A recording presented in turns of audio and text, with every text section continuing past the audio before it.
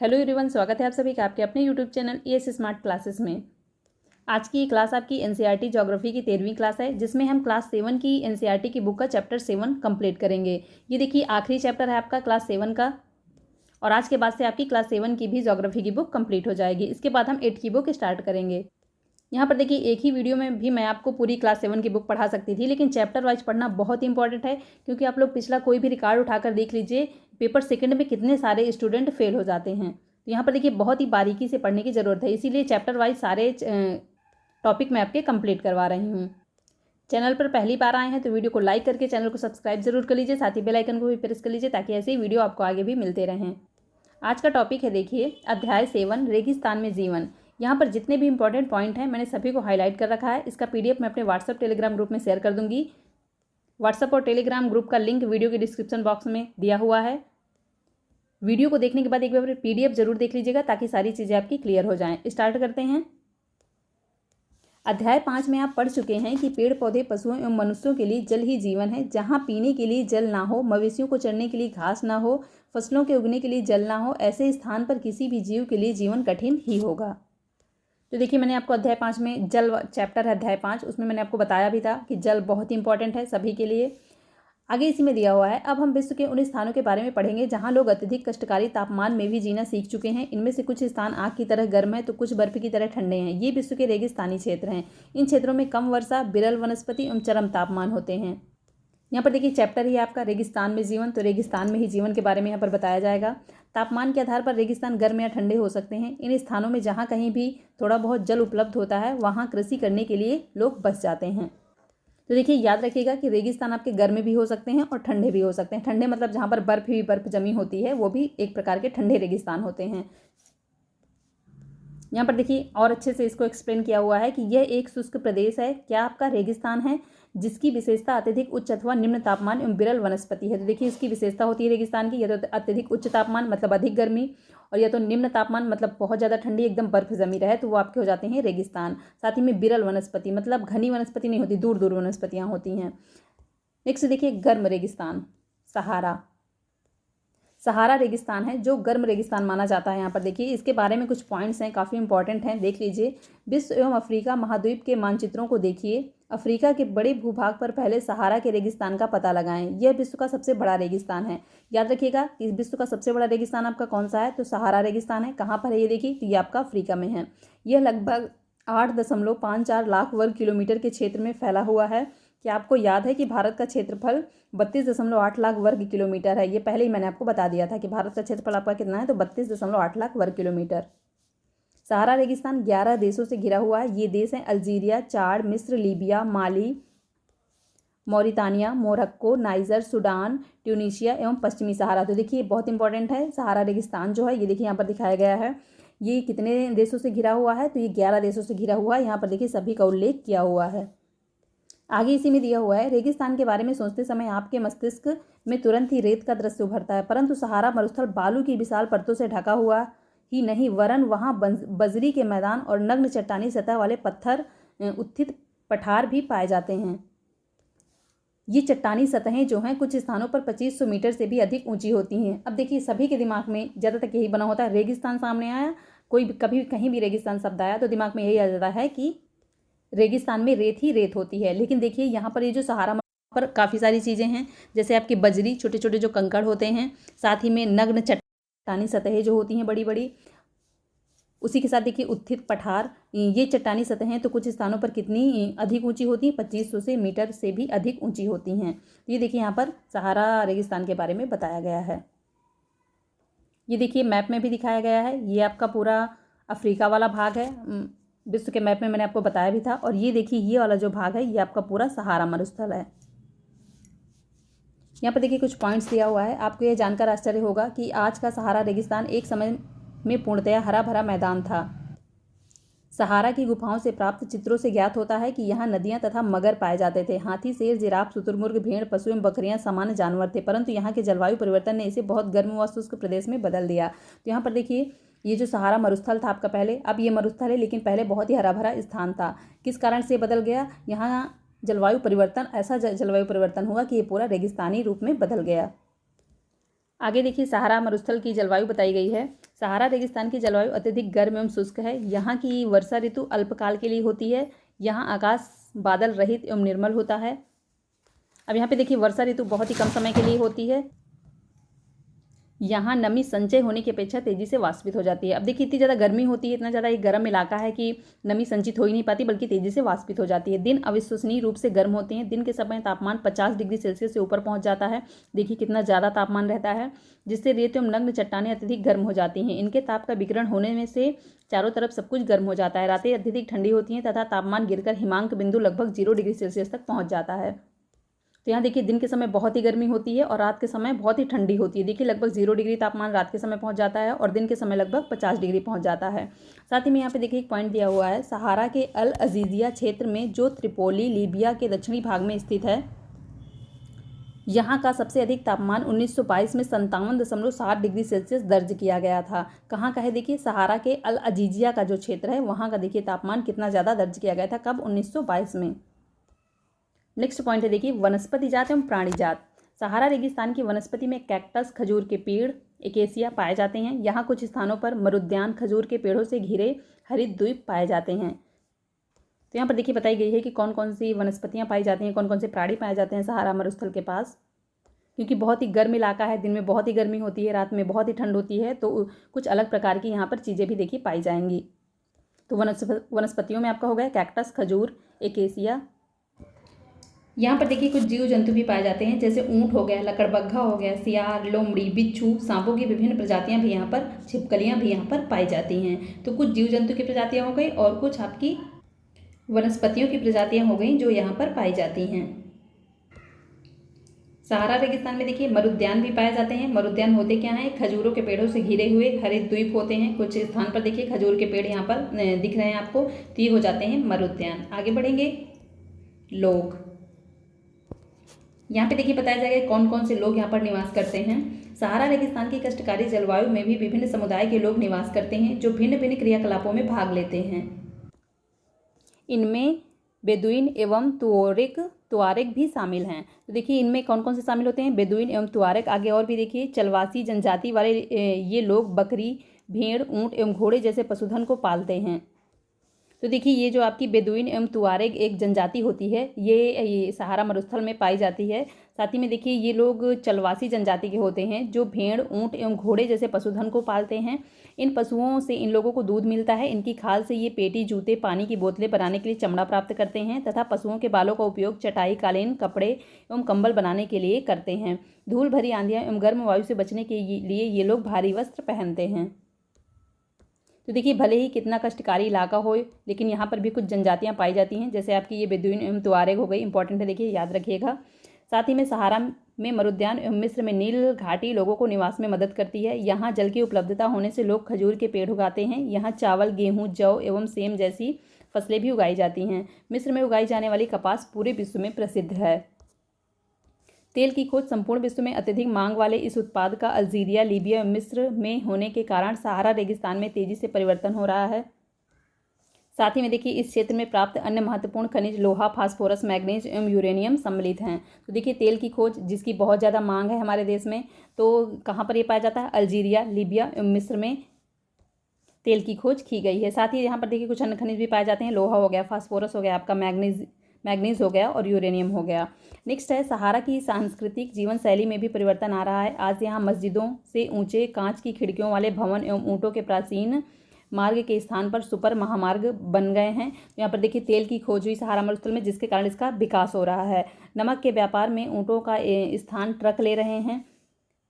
Tuareg लोग विदेशी पर्यटकों के लिए मार्गदर्शन का काम कर रहे हैं। आज अनेक चलवासी जनजाति के लोग शहरी जीवन की ओर जा रहे हैं, जहां वे तेल एवं गैस के कार्यों में नौकरी ढूंढते हैं। तो देखिए सहारा रेगिस्तान जो है आपका, इसका भी धीरे धीरे विकास हो रहा है। जहां पहले ऊँटों का प्रयोग किया जाता था, वहां पर अब ट्रकों का उपयोग किया जाता है नमक का व्यापार करने में। तुआरेग जो वहाँ की जनजाति है, जो विदेशी पर्यटक आते हैं उनको मार्गदर्शन करते हैं, उनको वहाँ पर घुमाते हैं। ये देखिए वहाँ का धीरे धीरे विकास हो रहा है। साथ ही में देखिए यहाँ पर एक पॉइंट है, जब रेत को पवन उड़ा ले जाती है तो वह गर्त बन जाती है। गर्त मतलब आपका गड्ढा हो गया। मान लीजिए कहीं पर रेत है और पवन इसको उड़ा ले जाएगी तो गड्ढा बन जाएगा, गर्त बन जाएगा। ये जहाँ गर्त में भूमिगत जल सतह पर आ जाता है वहाँ मरुद्यान बनते हैं। अब आपका मान लीजिए कहीं पर गड्ढा बन गया तो भूमिगत जो जल है वो गड्ढे में आ जाएगा, और जहाँ पर ये भूमिगत जल आ जाता है, जहाँ पर पानी की थोड़ी सी भी व्यवस्था हो जाती है, वहाँ पर आपके मरुद्यान बनते हैं। मरुद्यान में आपका होता क्या है, मैंने पहले बता दिया है कि खजूर के पेड़ यहाँ पर उगाए जाते हैं। ये क्षेत्र देखिए उपजाऊ होते हैं, ये लोग आसपास निवास करते हैं एवं खजूर के पेड़ तथा अन्य फसलें उगाते हैं। अब देखिए पानी की व्यवस्था हो जाती है थोड़ी बहुत तो अन्य फसलें भी उगा लेते हैं ये लोग। कभी कभी ये मरुद्यान असामान्य रूप से बड़ा भी हो सकता है। मोरक्को में टैफिलालेट मरुद्यान ऐसा ही एक विशाल मरुद्यान है जो 1300 वर्ग किलोमीटर के क्षेत्र में फैला हुआ है। तो याद रखिएगा टैफिलालेट आपका जो एक मरुद्यान है, काफ़ी बड़ा मरुद्यान है। कहाँ पर है ये? मोरक्को में है। नेक्स्ट, ठंडा रेगिस्तान लद्दाख। गर्म रेगिस्तान सहारा रेगिस्तान, सबसे बड़ा रेगिस्तान आप पढ़ ही चुके हैं कि सहारा रेगिस्तान आपका सबसे बड़ा रेगिस्तान है। अब ठंडा रेगिस्तान हम पढ़ेंगे लद्दाख। ठंडा रेगिस्तान आपका होता है लद्दाख। नेक्स्ट है देखिए जम्मू एवं कश्मीर के पूर्व में बृहत हिमालय से स्थित लद्दाख एक ठंडा रेगिस्तान है। तो देखिए आपका ये जो लद्दाख है ठंडा रेगिस्तान है, ये जम्मू कश्मीर के पूर्व में बृहत हिमालय में स्थित है। इसके उत्तर में काराकोरम पर्वत श्रेणियां एवं दक्षिण में जास्कर पर्वत श्रेणियां हैं। ये जो आपका ठंडा रेगिस्तान लद्दाख है इसके उत्तर में क्या है, याद रखिएगा काराकोरम पर्वत श्रेणी, और दक्षिण में है जास्कर पर्वत श्रेणी। लद्दाख से होकर अनेक नदियां बहती हैं जिनमें सिंधु नदी प्रमुख है। ये नदियां गहरी घाटी और महाखड्डगार्ज का निर्माण करती हैं। लद्दाख में अनेक हिमानियां हैं जैसे गैगरी हिमानी। याद रखिएगा कौन सी हिमानी है? गैगरी हिमानी है तो अनेक, लेकिन यहाँ पर देखिए एक का नाम दिया गया है गैगरी हिमानी। आगे देखिए मैप से मैं और इसे अच्छे से क्लियर कर लूँगी। पहले यहाँ पर देख लीजिए आप लोग क्या दिया हुआ है, साथ ही में इसके बाद हम मैप देखेंगे। लद्दाख की ऊंचाई कारगिल में लगभग 3000 मीटर से लेकर काराकोरम में 8000 मीटर से अधिक पाई जाती है। अधिक ऊंचाई के कारण यहाँ की जलवायु अत्यधिक शीतल एवं शुष्क होती है। इस ऊंचाई पर वायु परत पतली होती है जिससे सूर्य की गर्मी की अत्यधिक तीव्रता महसूस होती है। ग्रीष्म ऋतु में दिन का तापमान 0 डिग्री सेल्सियस से कुछ ही अधिक होता है एवं रात में का तापमान -30 डिग्री सेल्सियस के नीचे चला जाता है। शीत ऋतु में यह बर्फीला ठंडा हो जाता है। तापमान लगभग हर समय -40 डिग्री सेल्सियस से नीचे ही रहता है। चूँकि यह हिमालय के वृष्टि छाया क्षेत्र में स्थित है अतः यहाँ वर्षा बहुत ही कम होती है। अब हिमालय मान लीजिए हिमालय के जो आसपास का यहाँ पर इलाका होता है जहाँ पर वर्षा का पानी नहीं आ पाता तो वही हिमालय का वृष्टि छाया प्रदेश हो जाता है। तो ये जो लद्दाख है आपका ये हिमालय के वृष्टि छाया प्रदेश में स्थित होने के कारण यहाँ पर देखिए वर्षा बहुत कम होती है, लेकिन तापमान बहुत ही कम होता है। दिन के समय 0 डिग्री सेल्सियस तथा रात के समय -30 डिग्री सेल्सियस तक ये तापमान आपका पहुँच जाता है। ये देखिए मैप है, ये भारत का ऊपर वाला हिस्सा यहाँ पर दिखाया गया है। लद्दाख श्रेणी है देखिए ये यहाँ पर आपकी। यहाँ पर देखिए एक पॉइंट ये इंपॉर्टेंट है, लद्दाख को खापा चान भी कहते हैं जिसका अर्थ होता है हिमभूमि। बहुत इंपॉर्टेंट है, याद रखिएगा। नेक्स्ट देखिए वनस्पति जात एवं प्राणी जात। अब ठंडे रेगिस्तान में कैसी वनस्पतियाँ पाई जाती हैं, कैसी प्राणी कौन कौन से प्राणी पाए जाते हैं, सभी चीज़ें देखिए यहाँ पर क्लियर की गई हैं। यहाँ उच्च शुष्कता के कारण वनस्पति विरल है।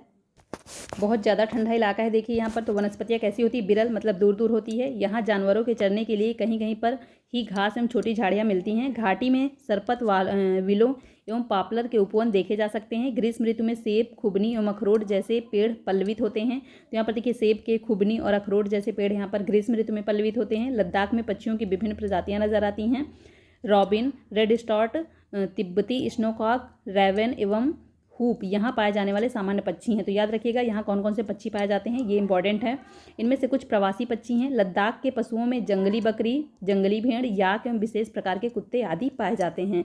तो देखिए यहाँ पर अलग प्रकार के ये कुछ जंतु भी पाए जाते हैं जिसमें आपका जंगली बकरी हो गया, भेड़ हो गया, याक हो गया, विशेष प्रकार के कुत्ते होते हैं वो यहाँ पर पाए जाते हैं। साथ ही में देखिए इन पशुओं को दूध, मांस एवं खाल प्राप्त करने के लिए पाला जाता है जिससे वहाँ के लोगों का ज़रूरतें पूरी होती होंगी। याक के दूध का उपयोग पनीर एवं मक्खन बनाने के लिए होता है। भेड़ एवं बकरी के बालों का उपयोग ऊनी वस्त्र बनाने के लिए किया जाता है। साथ ही में देखिए यहाँ पर ये भी इंपॉर्टेंट है, चीरू या तिब्बती एंटीलोप एक विलुप्त प्रायः जीव है। इसका शिकार शाहतूश नामक इसके ऊन के लिए होता है जो वजन में हल्का एवं अत्यधिक गर्म होता है।